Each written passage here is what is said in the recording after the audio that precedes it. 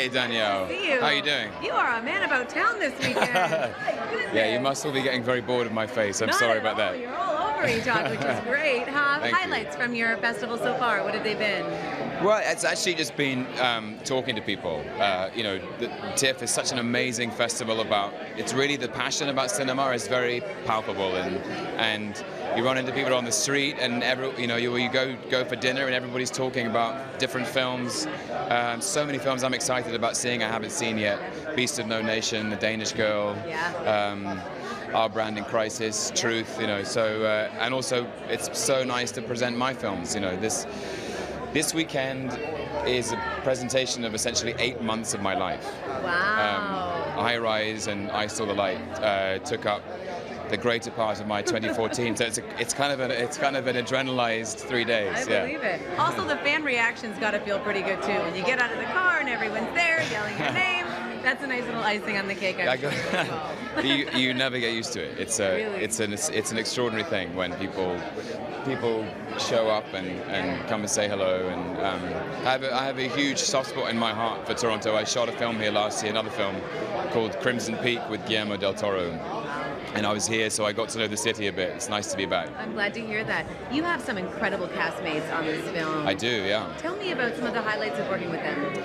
Well, it was a pleasure to be reunited with Jeremy Irons, because we played father and son in an adaptation of Shakespeare's Henry IV.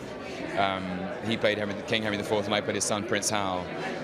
And sometimes you never know. You have a good time working with an actor. You never know if you're going to work with him again. And so to work with him on something completely different was great. You just pick up where you left off, and I think we have, there's an interesting tennis match between us, I hope. And I loved working with Luke Evans, who I think gives an extraordinary performance in this film. Who I'd never worked with. He's a contemporary, someone I knew from, seeing him around the block, and to work with him was great. And then two extraordinary actresses, Elizabeth Moss, Sienna Miller, Keely Hawes, Sienna Guillory, all of them doing really great work in this, and leaning into the film's mischief. It's a mischievous film, and it has an extraordinary thing to say about women, actually. It's, the strength and sensitivity and sophistication of women, and they really brought that to the table in a fascinating way.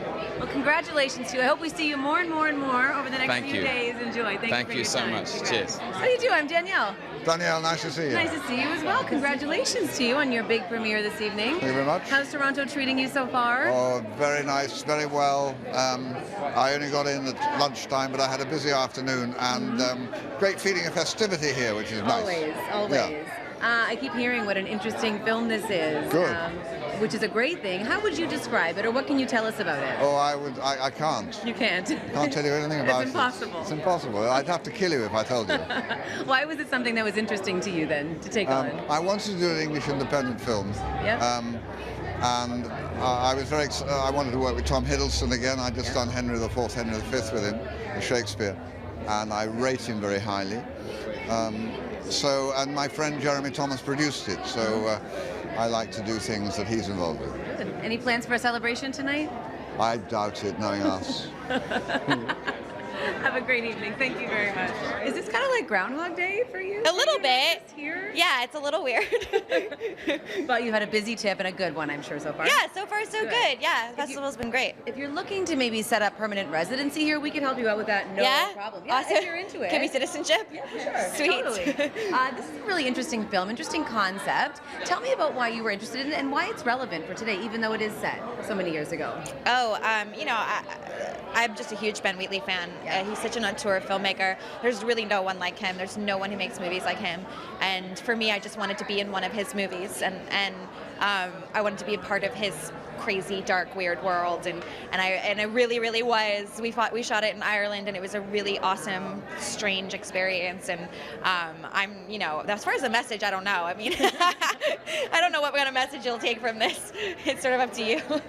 Tell me about working with Jeremy Irons. I mean, the man is a legend. Yeah, and he's a really, really nice guy. He's actually just kind of a sweetheart, which is so nice when you meet people who are legendary and they actually end up being really, really cool. cool, you know. Definitely. Thanks so much. Congrats to you. Thank you. Hi, how are you? I'm Danielle. Hello, Danielle. How are you? I'm very well, thank you. That was quite the warm reception when you Yes. stepped out of the vehicle. Really lovely. Really Is that lovely. what happens every time you step out of a vehicle on any street in any city?